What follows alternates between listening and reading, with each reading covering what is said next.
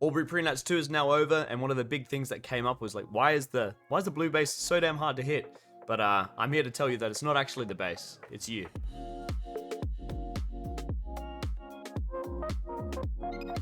But before we get into the meat and potatoes of the video, I just want to do a cheeky plug once again for the LSA merch store. Boom. How good's that?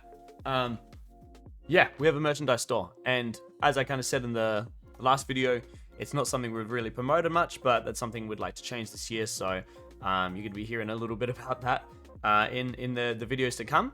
But yeah, it's a fantastic way for you to support LSA. We're kind of at a point now where there's lots of things we'd like to do, and like new directions we want to take it, but there's an underlying factor of like we're gonna need some kind of money to be able to do these things. So the merchandise store is a really great way for you, the community, to be able to support the project and just rep the LSA brand. So if you head to the store now at the link in the thing you can do that, and that'd be very cool and fun and nice. Alrighty, so as we've experienced in the last two tournaments the last two arenas that we've played in, being Hobart and Albury, in both there was a base that was really hard to hit. Both happened to be a blue base, which is interesting. I'm going to be in this video talking about why that might be, but I'll relate it specifically to Albury since it's a little bit more relevant with us winding up into Zoltac 2024 in Albury.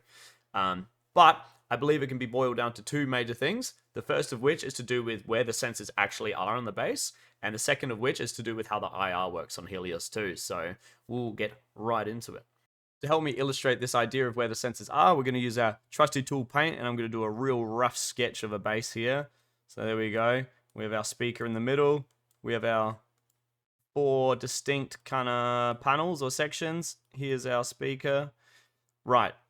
So there's 4 sides, but only 3 of those sides actually have a sensor on them. One of them is the one that houses the Ethernet and power cord, right? Very dodgy looking Ethernet and power cord, but there they are.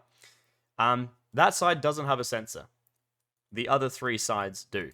So if you're trying to put a shot in the base and it lands on the side that has this Ethernet port and the power port, your shot's probably not going to register, especially on a system like Helios 2, where the IR spread is pretty tight, and especially on, I'm pretty sure that blue base in Albury still had the foils over the sensors, which basically just means there's like less chance of like IR like randomly bouncing into it. So you have to be accurate with these shots. So with this blue base in Albury, I think it's going to be worth putting a decent amount of time in your like training to drill like which positions you like to take the base from, and then being aware of which side of the base you're going to try and hit. Because there's some spots where the side closest to you, which you would like, if you're not thinking about it, that's probably the side you're going to hit, is the one that has the Ethernet port. So you're going to make a little bit more of a conscious decision about like where you're actually hitting on the base. So yeah, during your training for Albury Nats, take the time, see where the Ethernet port is, find your shooter positions, and decide which side of the base you're going to hit.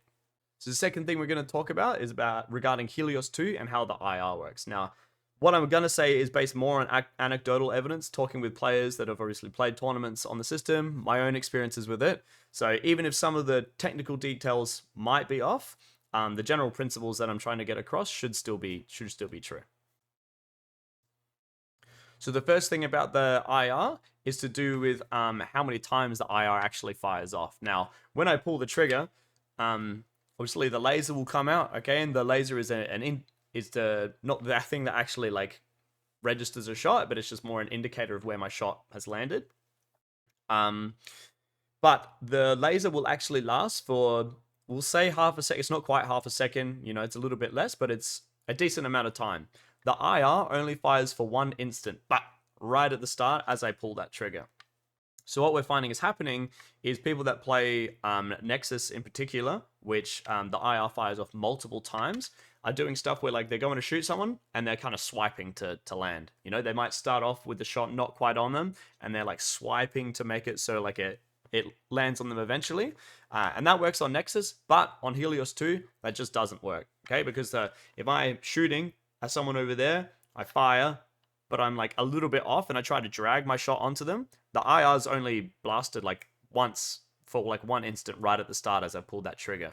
even though my laser will then drag across like every single one of their sensors, the shot just won't register because the IR isn't coming out still. So a habit you'll need to break if you play Nexus, or even to an extent, like it feels like it can do it on Helios Pro because of how like powerful the IR beam is.